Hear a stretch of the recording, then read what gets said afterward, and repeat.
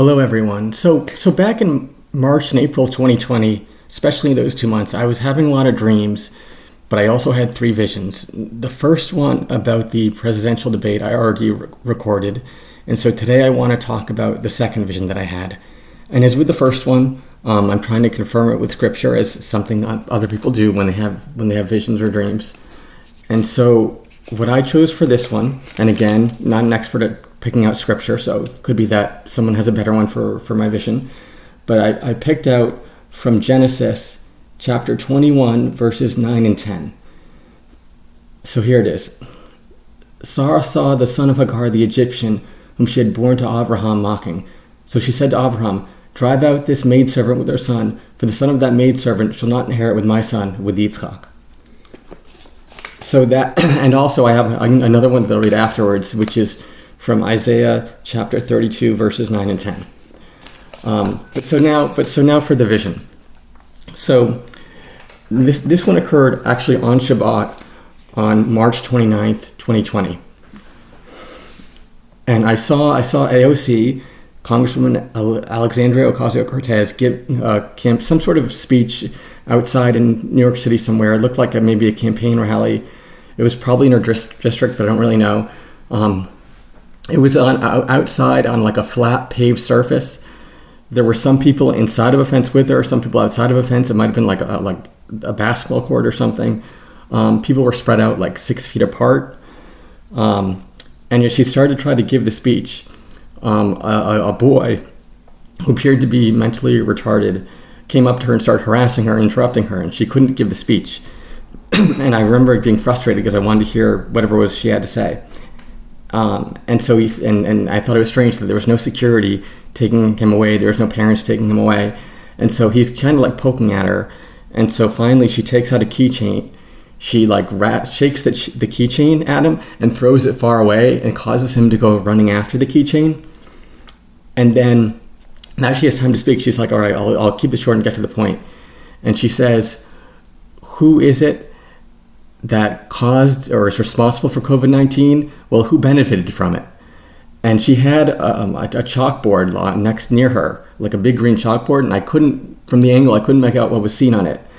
But I kind of gathered that she was blaming the pharmaceutical companies that came up with the COVID vaccine. She was blaming them for COVID. So that was my impression of what she meant. Even though maybe she didn't explicitly say that, but that was the impression I was getting from her. So basically that's the vision, and there's some context about it. Is that in late March of 2020, basically the whole country, or a lot of the country, especially on the East Coast and the West Coast, was kind of on lockdown, shut down because of COVID. And at the time, it kind of felt like, is this ever going to end? Like, is this the new normal, like for the rest of our lives? So we're just going to be kind of like locked in our homes, and we can only go out for like food and medicine and maybe to go to work, but you just can't really live a normal life anymore forever. Like, I mean, I didn't know that it would end in sometime after that, and things would get back to normal. And so I actually saw this as very hopeful when I had this vision. It was like, okay, so this is telling me or telling us that the lockdowns are not going to last forever. So I saw it as a good thing. At the time, I thought it was something perhaps related to the 2020 election. She never, to my knowledge, ever gave a talk like that or ever blamed the pharmaceutical companies for COVID that I know of. It's possible that this is a vision that just didn't come to pass. It's possible that she was going to give a speech like this, but reconsidered. And it's also possible this is like some future event that has not occurred yet. I really don't know. Now the reason I chose the biblical verses that I did is that first of all, Sarah used to be called Sarai, and the name Alexandria sounds a little bit like Sarai at the end. But also Sarah drives away Ishmael and doesn't want him to inherit with Yitzhak. And in the vision, she kind of drove away the boy that was harassing her. I'm not criticizing her for doing that, but I'm just saying that there's a little bit of a connection there. But I think the larger point about the verses here are that, so Sarah drives away Hagar and Ishmael, and they kind of have to basically live on their own in the desert for a while before going off to Beersheba, or maybe that's where they started before going off to Egypt.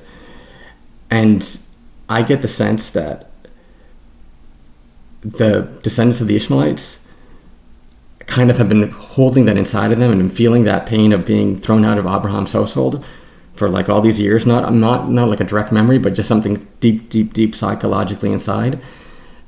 And we Jews and Christians who are sometimes direct descendants of Abraham and Sarah, sometimes just spiritual descendants, I feel like we kind of have to be aware of that and try to reach out and try to bring the people of Ishmael, which are these days the Muslim people, kind of like back into the home and be understanding of them. It's not to say that we need to accept Islam per se, but just that to have this cognizance that their ancestor Ishmael and Hagar were driven away in an unkind way and in a hurtful way millennia ago, and that this could still be to some extent impacting them all the way back nowadays. So that's something to keep in mind, something to try to bridge that gap when we can.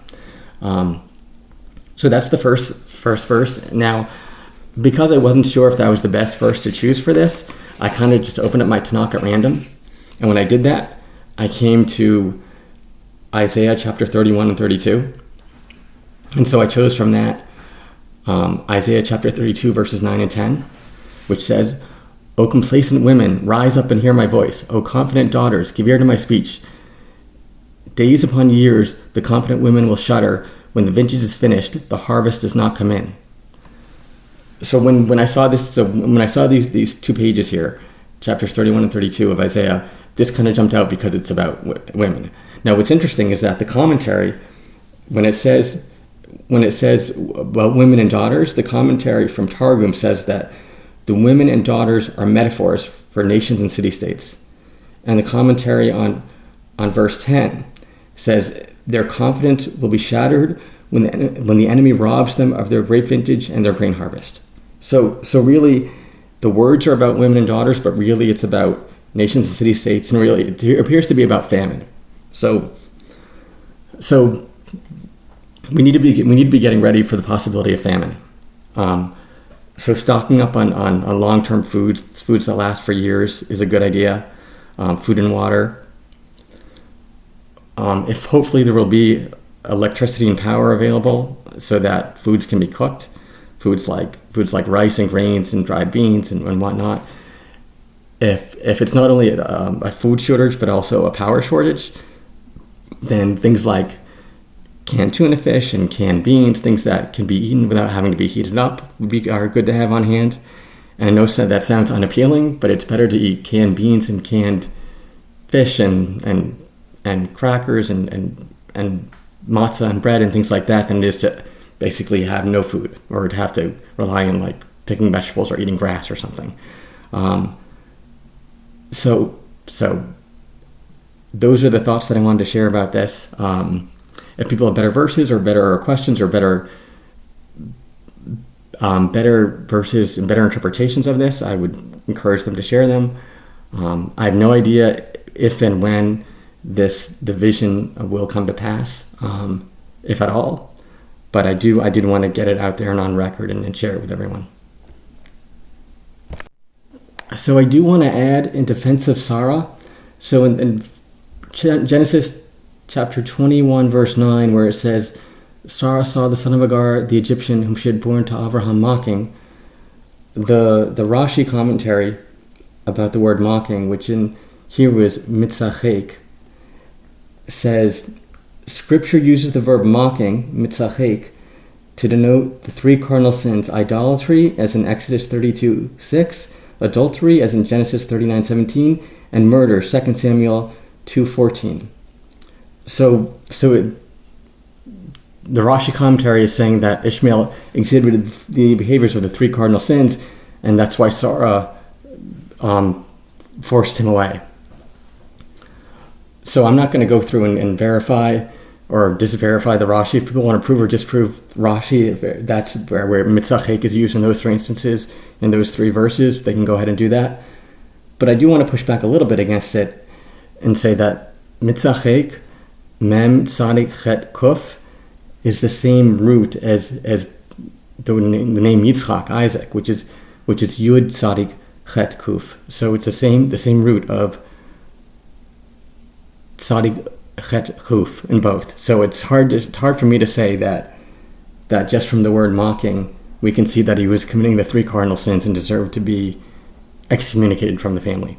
But people can feel free to agree or disagree, but I still hold by the idea that as spiritual descendants or actual descendants of Abraham and Sarah, we Jewish and Christian people should try to reach out and sort of re-welcome the actual physical and spiritual descendants of Abraham and Hagar, the Ishmaelites, the Muslim people, sort of back into the fold, and welcome them, even if we don't accept Islam. We can still welcome them and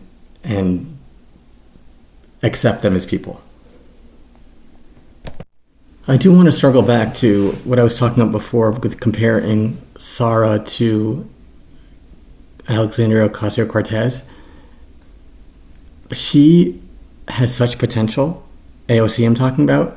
If you leave aside her values and her views on things, you can see that she is a leader of her generation, and she takes initiative, even though many of us don't agree with her plan, her green energy plans that are in I think trillions of dollars. The way she put it, she came up with the plan because no one else would. So she showed leadership. She has a lot of gusto, a lot of enthusiasm, and people are drawn to her. But at the same time, she does not see the good in her political opponents very often. So if people that are especially that are conservative, so she's opposed to, she has this. It seems like she has this desire to drive them away or to disregard them, and in much the same way I think that Sarah disregarded Ishmael and drove him away. So, and we kind of see the thousands of years of history that contributed to. So I would encourage her to not necessarily change her views or her perspectives, but to respect the humanity of everyone, and to give everybody the benefit of the doubt, even though she disagrees with it. And really, that's a good idea for all of us. We should all give everybody the benefit of the doubt, even those, and especially those that we disagree with for whatever reason.